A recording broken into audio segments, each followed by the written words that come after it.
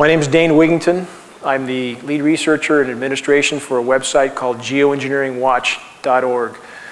The purpose of our site is to educate people on the subject of geoengineering, something that too few know about and something that literally holds life on the planet in balance.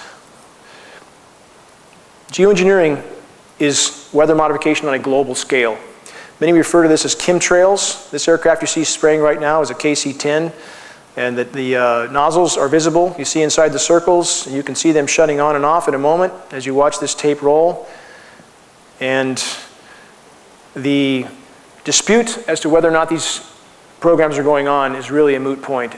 We have more than enough data. We have actual footage, as you're seeing now, to show that these tankers are indeed spraying at altitude. The materials we see showing up on the ground are the exact materials named in numerous geoengineering patents, as many as 150 patents. So at this point, the notion that these programs are not going on is simply denial.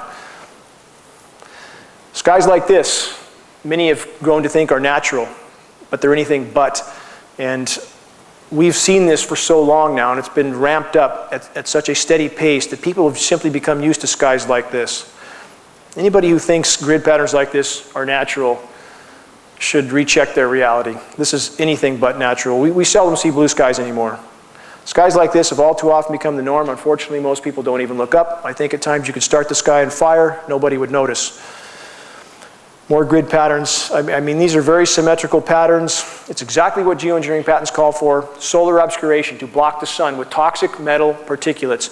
And unfortunately, with geoengineers, they don't seem to take the consequences into account. The planet is like a giant physics lab for them, and they seem to not be able to look outside that bubble. These are what many of our fir trees look like in the forest now. And in fact, as one of our audience brought in, the fir trees have gone to cone, as you see here, which means they're in a stress response. They think they're going to die. They're trying to preserve their DNA. This is halos around the sun. We see often as the atmosphere is filled with particulates. It's important to understand, just because you don't see trails from horizon to horizon does not mean you're not breathing particulates. We seldom see blue skies anymore. They're a silvery white color, especially in the mornings or the afternoons. If you look to the east or to the west and you block the sun with something, you can see the air is very silvery white. This is indicative of an atmosphere saturated with particulates. These particulates create drought. This is a very known and not disputed effect of geoengineering. As you saturate the atmosphere with particulates, you diminish rain. People need to get this through their head. This is not about seeding to increase rain. This is about creating artificial clouds, which reduces rain. When you block the sun, you block evaporation. You block light photons, which diminishes the ability for the sun to knock molecules loose and create evaporation. So what we get is protracted drought in some areas and deluge in others, exactly what we have in the continental US right now. We see more and more reservoirs like this that are dry or going dry. Again, exactly what we would expect with geoengineering, exactly what we have. Putting the wrench on planet Earth. This is the epitome of human insanity, to think that they could alter and control these very complex natural systems is insanity of the first order.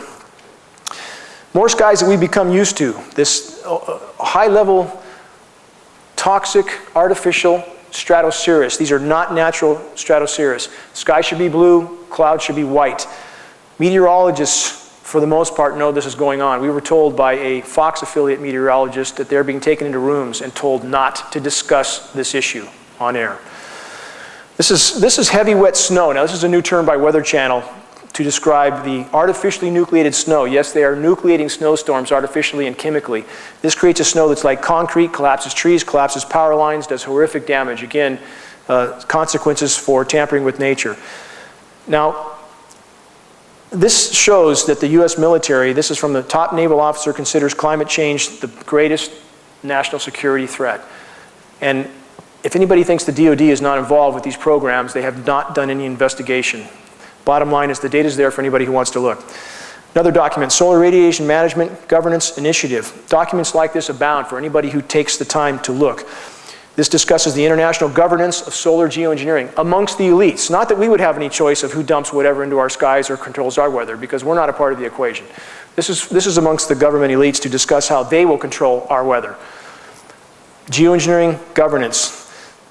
Another such document, discussion from the global elite as to how they will control our weather. No say for us. Full spectrum dominance. This is a military term for a desired objective to control all aspects strategically, including the weather.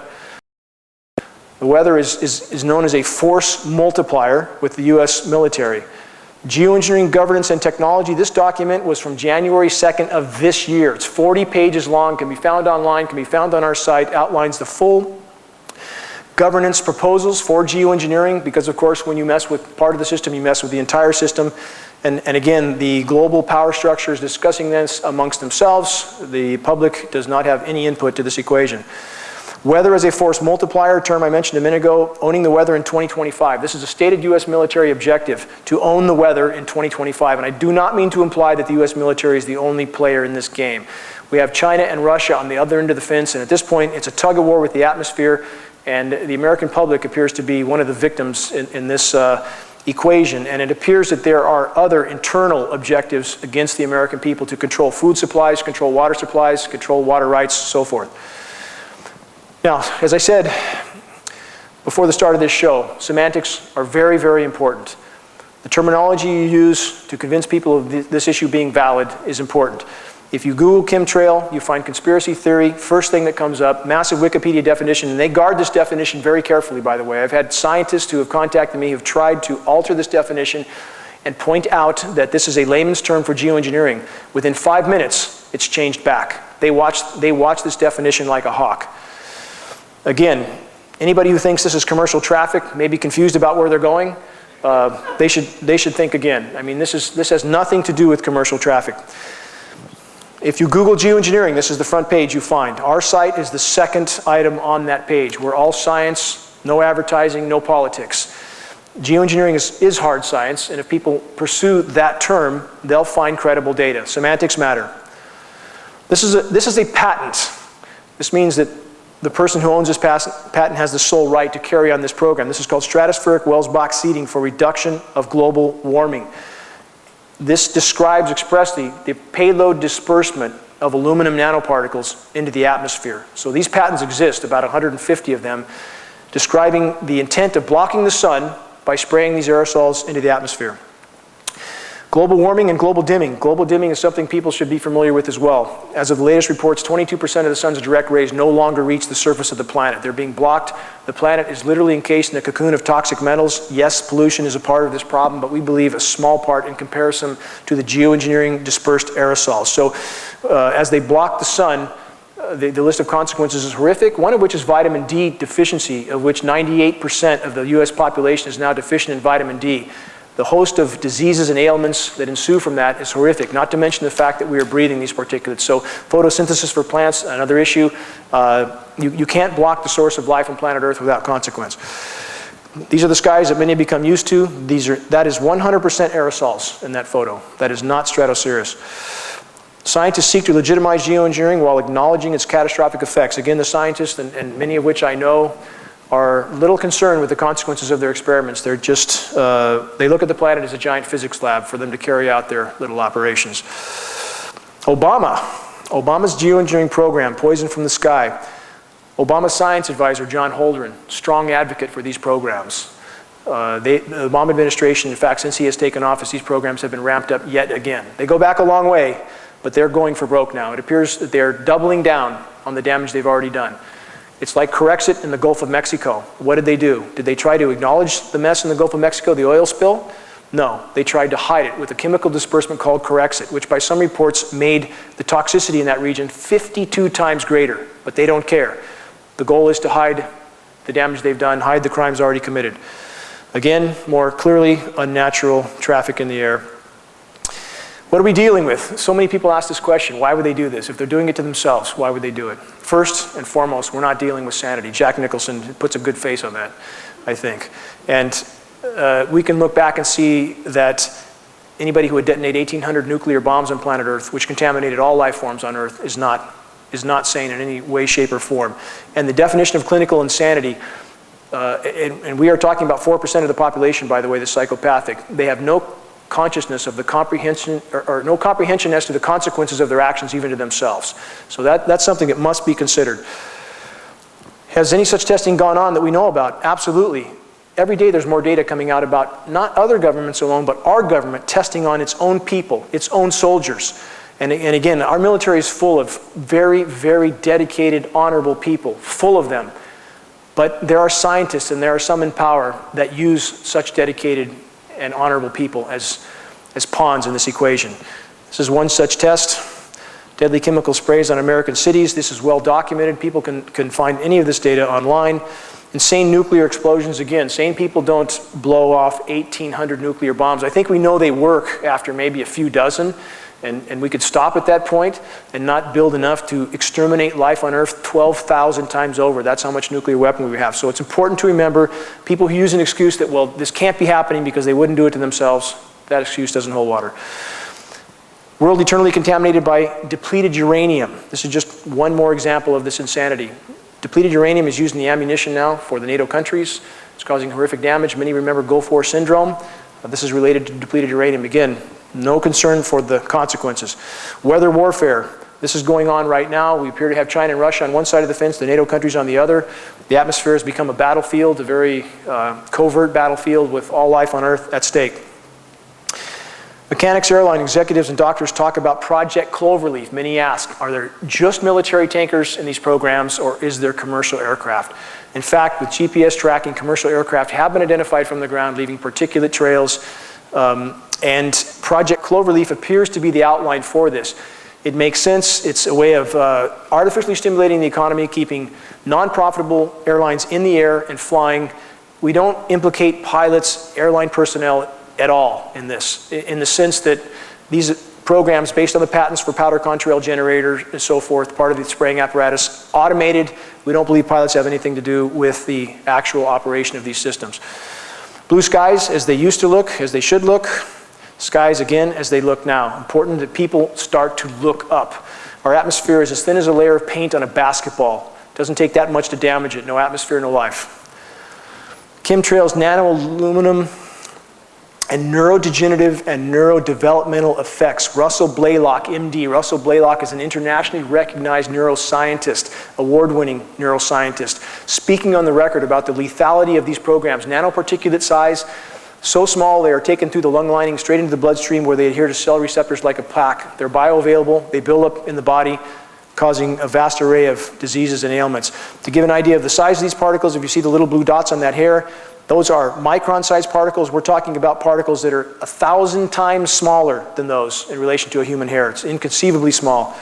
Again, Russell Blaylock warning about the ailments related to these atmospheric spraying programs. Alzheimer's. Now, as of April of this year, 1 in 3 seniors in the US dies with Alzheimer's and/or dementia. Doesn't mean dies from it, but dies with it. So, and it's not either a black or white situation. Just because you're not diagnosed with this doesn't mean that you're not on your way to that point.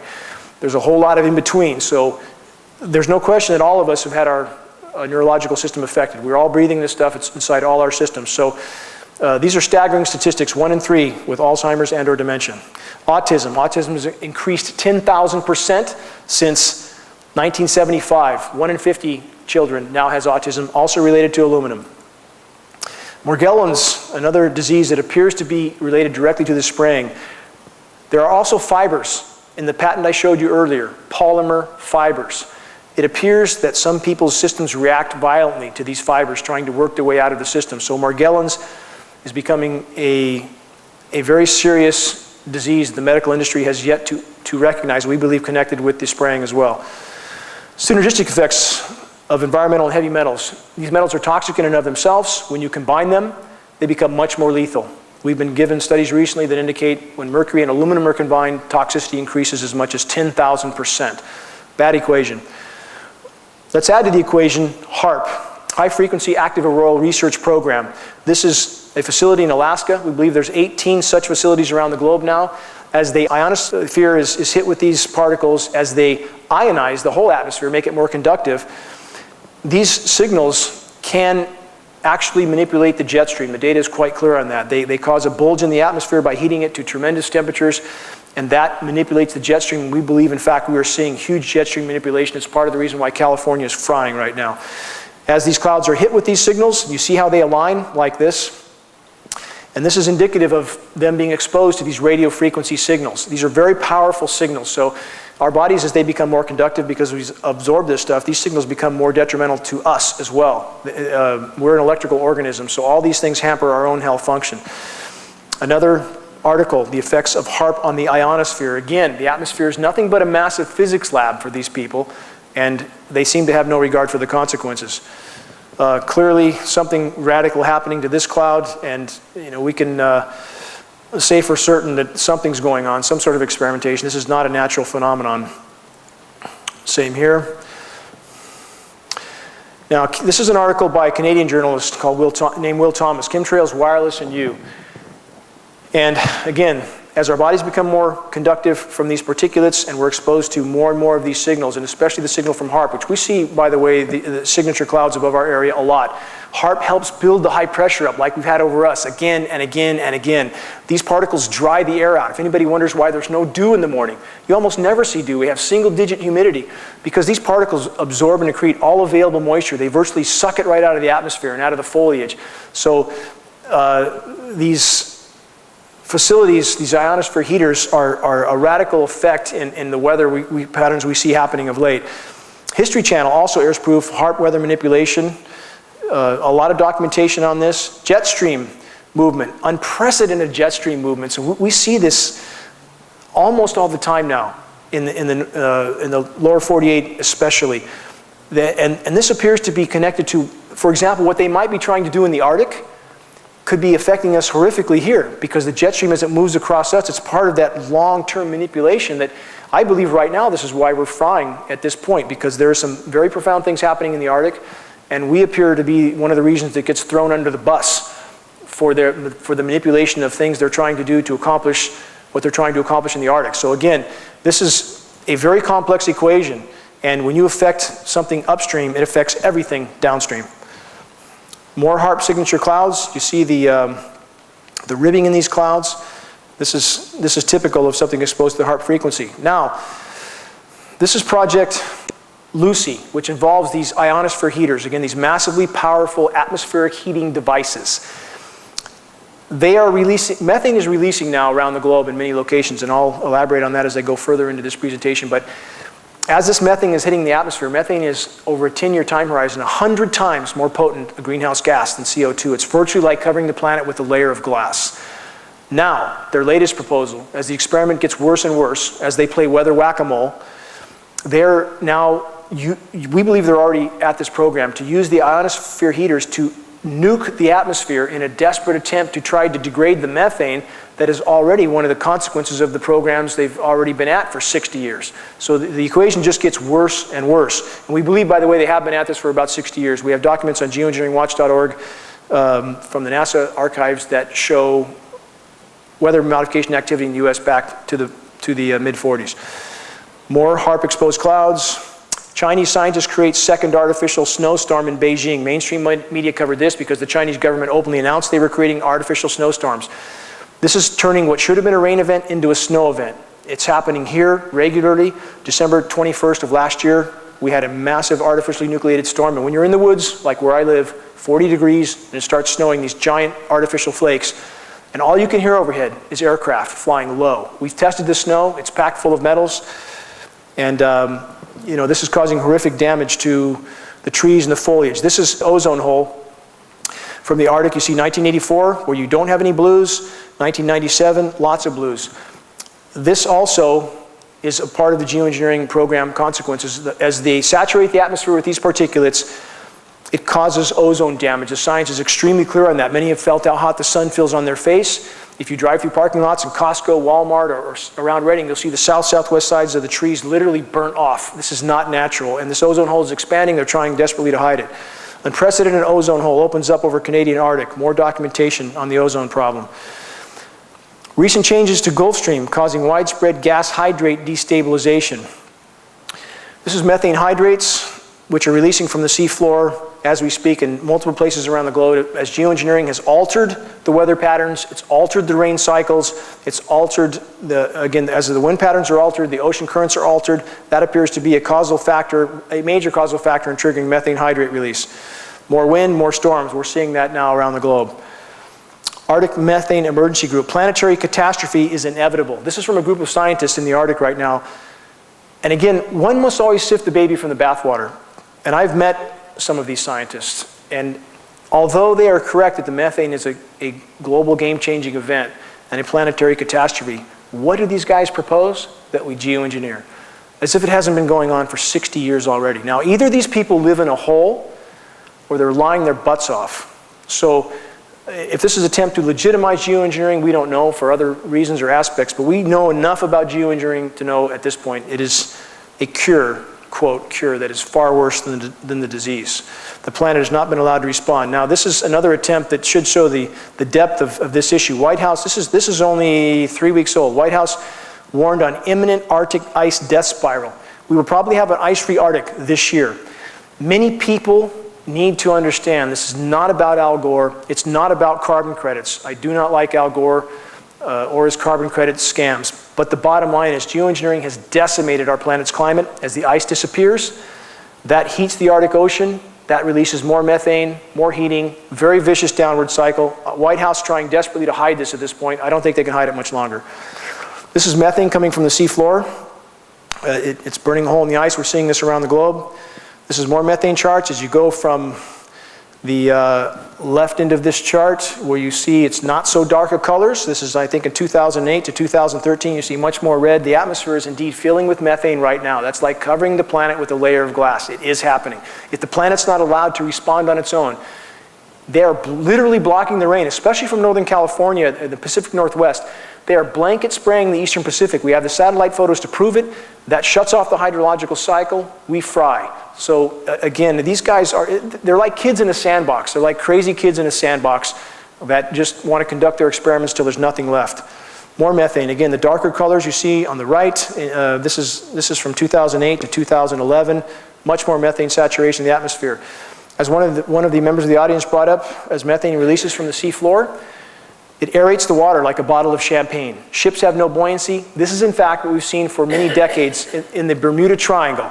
As ships go to the bottom fully intact, this is methane fields releasing. But now the fields releasing, for example, in the East Siberian Shelf of the Arctic, are massive in size compared to what's been releasing. And I don't think they can hide this release much longer. And this hopefully will help expose the geoengineering programs. Methane bubbles could sink ships, as we've already discussed. Rising Arctic Ocean temperatures cause gas hydrate destabilization. Yet more documentation from the geophysical research letters. Would an Arctic methane release spell the end of human life on Earth? Yes, it could, and it may. And I'm not trying to strip hope out of this equation. If we could stop geoengineering and the planet could respond on its own, that is our best tack. We know from previous events, paleoclimatic events, from 55 million years ago is the most recent methane mass expulsion. It was a global mass extinction, 70% terrestrial extinction, 95% aquatic extinction. If enough of this methane releases, it's going to be game over. It's one more reason that the planet has to be allowed to respond on its own. These programs have to be stopped. What are climate change feedback loops? As I explained with methane already, this is one of these loops. As the planet is warmed from these programs are exacerbating the warming, no question. As the planet warms and the methane releases, it hits the atmosphere, traps heat. That causes more methane to release, more trapping of heat. This is called the feedback loop, and these feedback loops are triggered right now, and I believe the power structure is literally in a panic. They thought they could play God with the weather, with all of us as part of this experiment, and now they know that you don't get something for nothing in this equation. I believe they're in absolute panic trying to figure out how to put the genie back in the bottle, but it can't be done. What they can do is stop hampering the planet's ability to respond to these problems. This is temperatures, and again, you hear a lot of argument about this. Is the planet warming? Is it cooling? It's too political. This issue is too political. You know, Al Gore is such an incredible idiot that he has caused people to not look at the truth, and his hypocrisy, unbelievable hypocrisy, has really muddied the water. You take geoengineering out of the equation, and people wouldn't be scratching their heads about this. We had a snow event in Amarillo, Texas, May 1st of this year. It was 100 degrees on the ground on May 1st. It snowed on May 2nd. Anybody should know this is absolutely unnatural. This is fully documented. This is on our site. I have all the data from NOAA about this event on our site. Geoengineering is skewing the equation, making people think that things are getting cooler. They are not. So again, this is not about Al Gore, but geoengineering is trapping more heat than it deflects, shredding the ozone layer, stopping the hydrological cycle, killing the boreal forest, poisoning our waters and soils. It is the elephant in the room at this point. Ocean acidification, also a huge factor. Our oceans are being acidified very rapidly at this point. The oceans are virtually on the verge of collapse, and we're seeing fish stocks decline some 94–95%.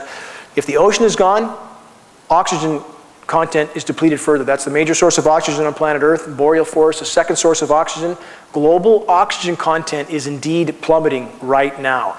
So you can't, again, you can't hamper these systems with the toxic spraying that these guys are doing around the globe and not have biosystems collapse. Are our oceans on the brink of collapse, as we discussed? Yes, they are. These articles are out there for anybody who bothers to look, because certainly our mainstream media wouldn't cover this. They're too busy telling us when the next episode of American Idol's on. Massive fish die-offs. These are occurring around the globe as we speak. Yet more and more. And half of Southern California sea lion pups have died this winter. Many people don't know about this. There's thousands of them dying washing up at the beach. They simply have nothing to eat. Although radiation from Fukushima has been implicated in some of this, much of the rest is just simply a lack of food. And these events will not be hidden much longer. That's why I have no hesitation discussing them, and people can call me alarmist, they can call me whatever they want. This is happening now. You are here. This is ice decline. Although people have referred to modeling for the climate scientists, and I use the word loosely. I mean, our quote-unquote scientists are often very disconnected from reality. They're paid to say what they say. That's true. But in fact, if we have an ice-free Arctic this year, and all indication is we may. If it's not this year, it'll be next year. That's about 100 years ahead of modeling. So yes, the modeling's wrong, but it's far short of how bad it really is, and geoengineering is fueling that fire. Arctic ice death spiral. Again, the innermost ring is the mass for the Arctic ice right now. It is 19% of what it was 30 years ago. And once the ice is gone, the ocean will heat very quickly, methane will release faster, and the temperatures we've seen rising. We know we're going to be 113 here in our area tomorrow. I mean, these are record-breaking, record-shattering temperatures. We're going to see a lot more of this if the planet's not allowed to respond. And based on all available data, by the way, from an event 5 million years ago in Earth's history called the Pliocene Epoch, as there's more carbon in the atmosphere, there's normally more rain. The planet responds. The boreal forests thrive. They're not killed with these toxic particulates as the sun's blocked and the rain's blocked. And so we would have more lush conditions right now if they weren't spraying. There's other implications that aren't all positive, but the bottom line is, how do you fly 1,000 jets or more around the planet every day dumping these toxic particulates and think you're going to do anything but harm? This is another graph on Arctic ice mass. You see it's going straight down.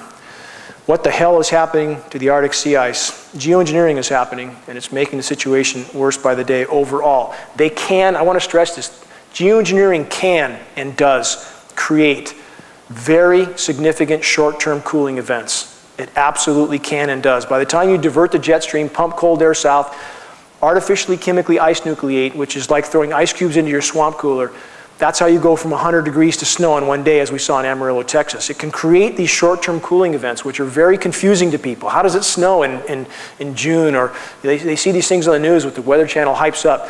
But at the cost of a much worsened long-term warming. That's the price that's paid with geoengineering.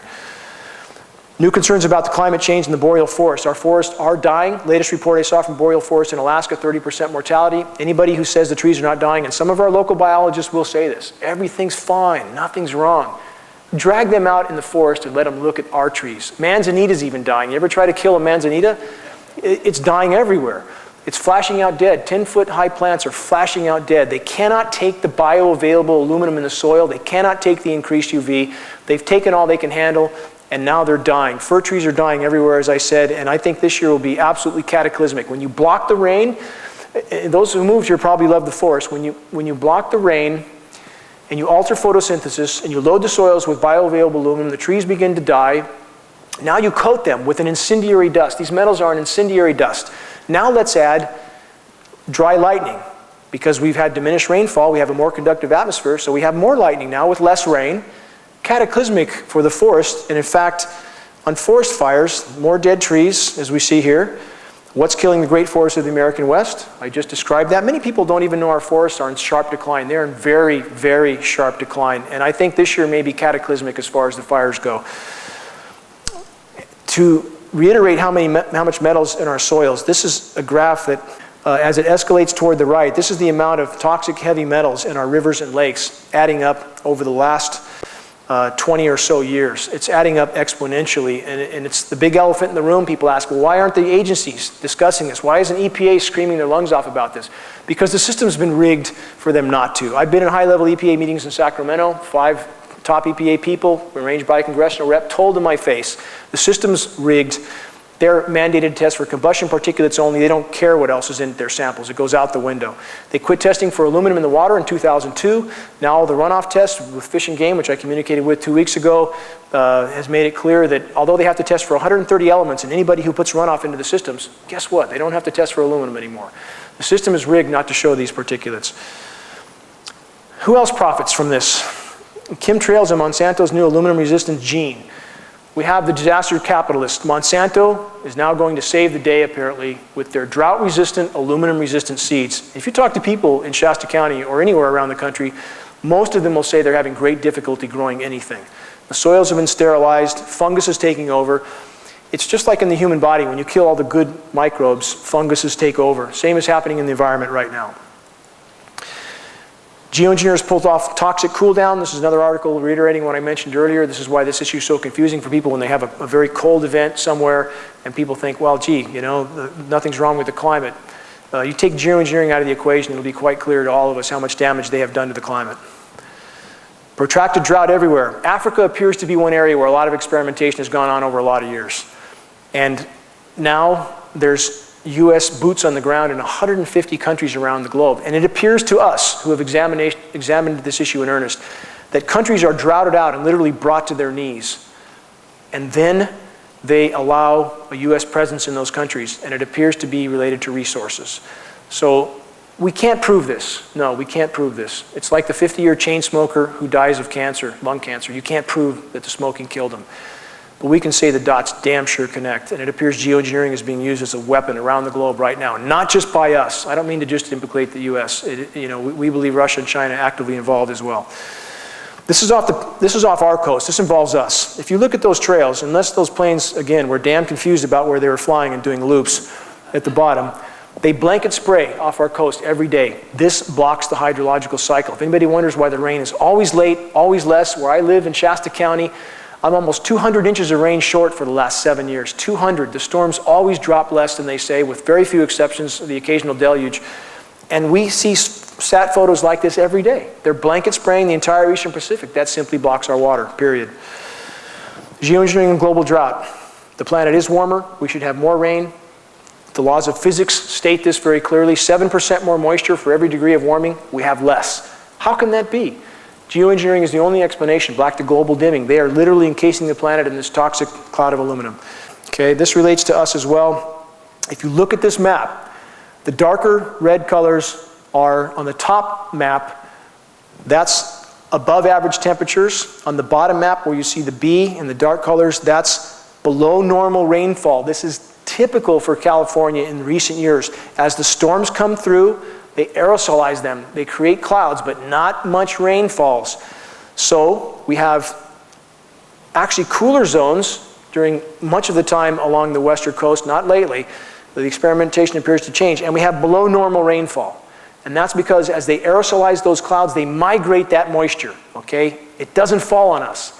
It migrates somewhere else. And let's see what we see happening with that. The US Drought Monitor. So what do we see? And this map's a little dated, but the current map is almost the same. We see a line from north to south, about in the center part of the country. On one side of that line, you have extreme drought. The other side, you have extreme flooding. And this is exactly what we'd expect with geoengineering. It causes drought and deluge. You migrate water from one place to another in a very haphazard way. You throw the whole system out of balance. And this is what we have now, and if we continue on this track, this is what the North State will look like, along with much of the rest of the western US. High stakes fight over water rights. I think we've seen this before. You create the disaster and you use that as the premise by which you acquire rights, right? We've seen that before, even with the Patriot Act and things like that. Water rights are being very actively pursued by the federal government around the western US, and we believe this is a part of this equation. This is a multi-layered onion. I'm not trying to pin it on just this or that, but there appears to be many things that they are trying to accomplish and putting life on Earth at risk in the process. Chemtrails have increased electrical conductivity in the atmosphere from 3 to 20 times. This is increasing lightning, as we stated. We see a lot more lightning, a lot less rain now, a lot more fires. Inside insurance, lightning strikes on the increase. Climate Emergency Institute disregards atmospheric oxygen. As you see the bottom of the graph as it heads toward the right, that indicates rapidly depleting global oxygen content. No oxygen, no life on Earth. I think we all are clear on this, and it is decreasing rapidly. When you acidify the oceans from the methane release, when you poison the boreal forests and you burn the boreal forests, the Earth's oxygen-making capacity is greatly diminished. And the less oxygen we have, the more physical ailments we'll have, period. More fish die off. We see that happening, again, around the globe. Oxygen depletion, the next great environmental scare. As we indicated, a lot of science available on this for those who choose to look. U.S. wildfires, as we discussed, rapidly on the increase. Last year, Siberia lost 100 million acres of forest, 100 million. The U.S. lost about 11 million. And this year, again, could be absolutely cataclysmic. We are in uncharted waters in the Pacific Northwest now, in California. We have record low fuel moistures, record high temperatures, and it looks like the scheduled weather, and I use that term specifically, the scheduled weather for us is much more of the same. So we could be in for quite the ride this year. Now, what's this doing to species? This is biodiversity plummeting. Species extinction rates are going through the roof. Would media, you think they would talk about this instead of grabbing some drama out of a hat every week to entertain us while the house is literally burning down? Species diversity is plummeting. Species extinction rates, you see the graph going straight up. Based on the latest figures, we're losing some 200 species a day. 200 a day. And people say, well, things have always gone extinct. Yes, they have, but not at that rate. That rate reflects 10,000 times background extinction rates. That's 1,000,000% of normal. That's not natural. There is no cyclical pattern in this that's natural in any way. It's about as natural as saying people die. You know, that's natural too, but you put a gun to somebody's head and pull the trigger, they're going to die a lot sooner. GeoEngineering is the single greatest environmentally destructive factor on the planet Earth right now, period. But they're simply too heavily invested to turn back. They'll do everything to hide it, we believe, but if we could simply bring it to light, I believe those participating would cease. The Earth's 6th great mass extinction is occurring as you read this, yet more documentation. Geoengineering, runaway climate change, and the poisoning of life on Earth. Again, I want to stress, this is not about Al Gore. It's not about the environmental groups that have been horribly lame in this equation. While they're focusing on some fish or frog and the house is burning down, I've never seen such complacency from people who claim to care. I know a lot of these people who claim to care, and yet they cannot find the courage in themselves to face this issue above all others, to unite with those who are willing to face this issue. So we now, in fact, I believe, based on all available data, face a scenario of a runaway greenhouse effect. If they continue to spray, they continue to shred the ozone, they continue to poison the boreal forest, they continue to alter the wind and water currents, and people who live around here must know that the weather patterns are horribly different.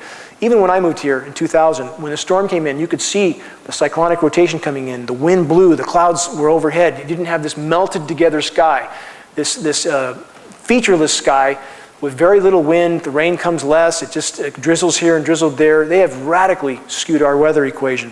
If they continue to do this, we will face what's called a runaway greenhouse effect. I'll elaborate on that in a minute. One of the players involved, Raytheon. Now, this is important too. People need to understand the foxes are running the hen house. Raytheon is up to their eyeballs in weather modification. Raytheon does all the weather modeling for the National Weather Service and the National Oceanic Administration. So those who are making the weather, they form the message. They're the ones telling us what it's going to be like. Do you wonder what does mostly sunny mean? What does that mean? Mostly sunny now means a sky full of sprayed aerosols. That's their term. They've coined lots of new terms because, again, Raytheon does all the modeling for National Weather Service and NOAA. Lockheed Martin, by the way, does all the modeling for the FAA. Now, let's put the Rothschilds into the equation. I realize this sounds very conspiratorial, but in fact, they do own the major weather disseminating agencies, Weather Channel, Weather Underground, Weather Central. So here we have players that are up to their eyeballs, behind the scenes in the global geoengineering operations, also controlling the message. That's why Weather Channel now has terms like, the rain is going to change over to snow. Well, since when did rain just change over to snow without orographic enhancement? It means moving over mountains, or without colliding with the cold air mass. Why would rain change over to snow at 45 degrees? Because it's being chemically nucleated. We have the patents for this process. We know what's going on. We've tested the snow. The Chinese admitted they were doing it. So they have all these terms now to make people go back to sleep and think it's normal. They call it heavy wet snow again, this concrete snow that destroys everything. And so that's why it's frequently to have these events like I mentioned in Amarillo, Texas. 100 degrees one day, snow the next. People should know this is not natural weather or cyclical patterns. Again, more Rothschild's ownership, Rothschild's in the geoengineering empire. U.S. military explores geoengineering, which we know that they have for many, many years. There's too many journalists now, especially of late, they're writing books and doing articles describing everything we see, everything. The intention to disperse these aerosols at altitude using aircraft, and yet nobody admits to the elephant in the room. This is the king has no clothes scenario, but we think they can't hide it much longer. Systemic denial of geoengineering continues in spite of the mountain of evidence. This is what we see with mainstream media. Good old Al Gore. Matt Lauer exposes Al Gore's hypocrisy. I think we know enough about Al Gore to know where he fits in this equation, but I want to stress, you got to get him out of the equation. This is about real damage being done on the ground. Climate has been horrifically damaged by geoengineering alone. This is a flyer we did in Northern California. We're using this type of tool to introduce others to this issue while we can. And I want to stress, as we see skies like this, as they do this day in, day out, as we breathe what they're spraying day in, day out, as we continue to be a part of their experiment and they shred the atmosphere, time is not on our side. It is not on our side. I chose to take on geoengineering not because I wanted something to do. This is the last thing I ever wanted to do. I've had my life on hold for 10 years because I believe, based on all available data, after I did considerable research and testing on this issue, if geoengineering does not stop, nothing else will matter. I believe absolutely nothing else will matter, and that brings us to Venus syndrome. This is a scientific scenario, and we are on this track. Many people think that Venus is 900 degrees on the ground because it's closer to the sun. This is not true. Venus, now based on the latest study, was thought to have oceans, but it experienced a runaway greenhouse effect. As the atmosphere is filled with, in our case, methane, and this continues to trap heat, causes these feedback loops which feed on themselves once they are triggered, then the warming does not stop till the planet reaches a new equilibrium. If we stay on this track, we will end up there. And this is not a linear equation. I want to stress that. We can't look back and say, well, civilization's gone on 200 years, so at this particular trajectory, it'll take another 100 years for this to happen. This is a non-linear equation. It is happening at blinding speed right now. I believe even in the coming months and 2 or 3 years, I think that the effects that we will see based on what's already been triggered can't be hidden, and the cataclysmic nature of these effects will become evident. It's imperative that we let the planet respond. The planet must be allowed to respond on its own. No one has the right to play God with the weather, and we will all bear the consequences of this. So Venus is as warm as it is. The whole premise of geoengineering is to block the sun, to create a greater albedo for the planet. Albedo means reflectivity. Venus has 2.5 times the reflectivity of Earth. It absorbs less sun than Earth. And yet Venus is 900 degrees on the ground because of its greenhouse effect. So again, it's imperative that we stop geoengineering, stop hampering the planet's ability to try to compensate for damages done. This is our site, Geoengineering Watch. There's only a couple of us that really do this, but there's more and more starting to help now. All of us can contribute to this greatly, and this is how you do it. From your own home computer, if you locate groups, organizations, and individuals that would care, if they had a clue. So many people don't have a clue about this issue. And you get credible data. You send them that data. Send them some credible documentation and files. Plead with them to examine this. And I mean groups like Alzheimer's groups, autism groups, the ADD groups, forestry groups, fishing groups. All of these groups are affected. If you send them credible data, send them a flaming arrow. As people take notice of the climate unraveling, and it is unraveling, geoengineering is fueling that fire, those flaming arrows will catch. Many of them will catch. If you arm yourself with flyers, for example, to pass out, we have a lot of credible flyers. You can download them off geoengineeringwatch.org for free. And if you pass those out, it does a lot more good than running out in the street, ranting and pointing at the sky. I believe this, that if we could bring this to the light of day, if we could make mainstream media cover this, if we could get critical mass of awareness, enough people who participate and make these programs possible would refuse. I have been contacted by scientists from 4 major universities in previous months: Stanford, Duke, Harvard, UC of Florida. A scientist from Stanford, Stanford's definitely involved with these programs, has told me that there are people on the inside participating in this research that now are pulling back. They're refusing to because they realize the cataclysm it's causing. And I believe enough people, especially from the US military, who we have incredibly dedicated, honorable people in the US military that are being told this is something they need to do, they must do, it's for the good of the planet. When they realize what this is doing to the planet, their countrymen rely on, their children rely on, I believe those honorable men and women will pull back, that they will certainly be on our side. We simply need to bring this to light. If we could bring it to light, it would change our equation radically for the better.